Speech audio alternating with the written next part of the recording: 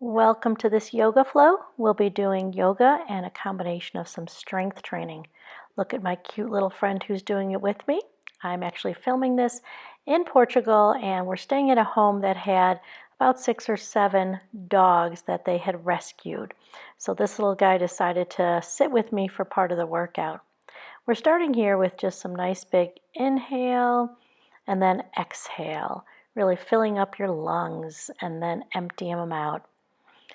All right, we're now going to take it that your one foot, the toe points forward, the other one points outward, bending slightly into it with that front leg, and then pulling back, getting a nice stretch on your side, and then pulling it the other direction. So as you lean back, that front leg straightens, and then you come forward and feel a nice stretch down the side. Continue doing this for just a little bit, and just enjoy this. Be thankful that you're healthy enough to move. We never want to take our health for granted. It truly is a gift. Even if we're not where we want to be when it comes to our fitness or our health, just to be thankful that you're still alive. The fact that you're still here on earth means God's not done with you. We're going to pivot so that our back toe points forward, drop slightly down, opening up the chest, bringing those arms together. Continue with this motion, keeping the weight on the heel of the front foot. Your core is just nice and engaged, pulling in and really getting some great movement in your upper body. Throughout this workout, I'm going to be reading to you some quotes from a book called The Ragamuffin Gospel by Brennan Manning. Just a wonderful book, especially for people who really struggle with accepting grace. Accepting the love and grace that God gives us. So either way, whether you are great at accepting grace or not so great at accepting it, I hope you enjoy some of these things that I'll be sharing with you. Let's go ahead now, put our hands on our knees, and we're going to round our back, and then here we inhale and exhale. Keep going with that for just a little bit, and then we're going to switch to the other side and do the same movements. So here is the first quote. The good news means we can stop lying to ourselves. The sweet sound of amazing grace saves us from the necessity of self-deception. It keeps us from denying that though Christ was victorious, the battle with lust, greed, and pride still rages within us. As a sinner who has been redeemed, I can acknowledge that I am often unloving, irritable, angry, and resentful with those closest to me. When I go to church, I can leave my white hat at home and admit I have failed. God not only loves me as I am, but also knows me as I am.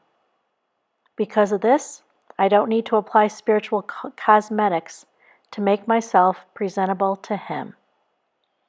I just love so many pieces within that quote right there. It's just accepting that, you know what, just because we believe in Jesus and we truly desire to live like Him doesn't mean we're going to live without sin. We're going to stumble, we're going to fall, and when we do, we just have to know that when we truly ask God to forgive us, we ask Him to help us to turn from that sin, that He takes us into His arms and loves us. He doesn't hold a grudge.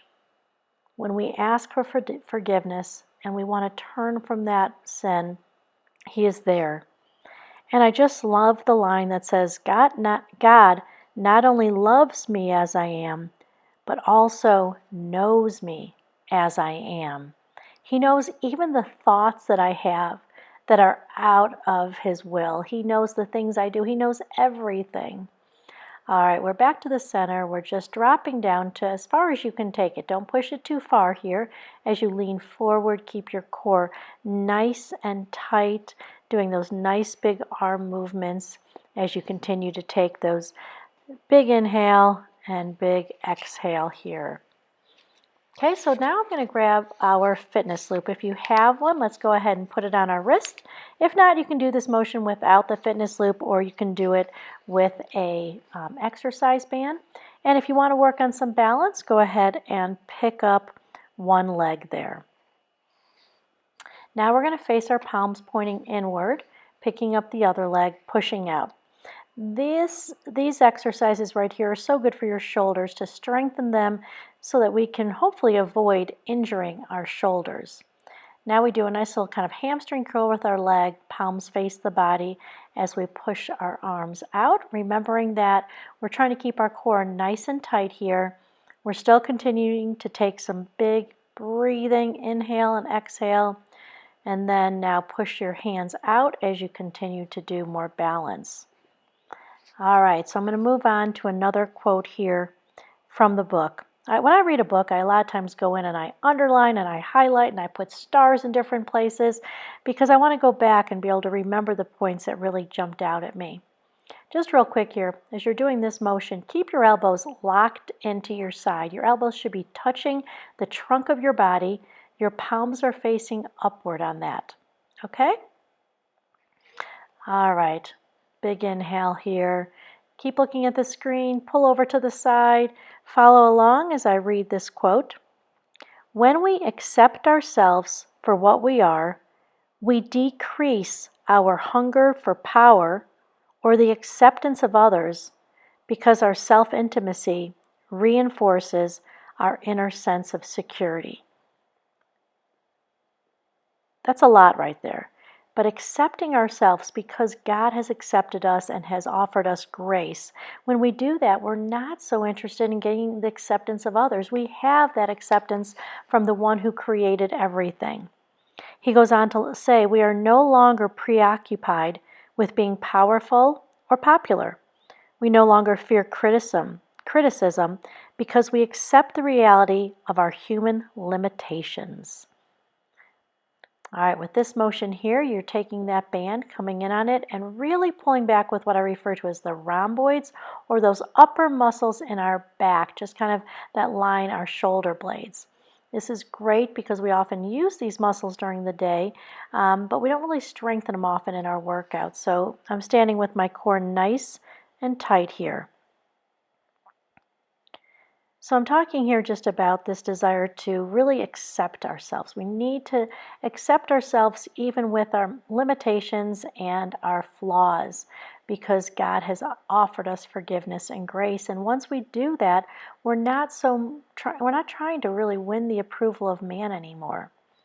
And again, he goes on to say, once integrated, we are less often plagued with the desire to please others because simply being true to ourselves brings lasting peace. This motion right here is something we should all do every day. We can get so tight in this area, and doing this nice big twist is just so good for our shoulders. To keep that range of motion is really important. So continue doing those. Just kind of on a side note, in the Ragamuffin Gospel, Brennan Manning goes on to talk about just the value of sharing a meal with someone. And maybe you don't know, but we have a TV show called The Fresh Table. And in there, we're all about helping people become confident in the cooking, in the kitchen, so they know how to cook healthy food so that not only can they keep their body well fueled, but they're comfortable inviting people into their home. Such powerful things can happen around a table. It's one of my favorite places to be, is sitting around a table with people that either I know or I'm just getting to know, and just sharing a little bit of life with them. Here's what Brennan Manning shares in the Ragamuffin Gospel. He says, sadly, the meaning of meal sharing is largely lost in the Christian community today. In the Near East, to share a meal with someone is a guarantee of peace, trust, fraternity, and forgiveness. The shared table symbolizes a shared life. An Orthodox Jew's saying, I would like to have dinner with you, is a metaphor that implies, I would like to enter into friendship with you. Isn't that beautiful? And I think that's the same really in our culture. To invite someone into your home, not just to meet at a restaurant, but into your home, to share a meal with them, means you really care about them and you want to get to know them and spend time with them.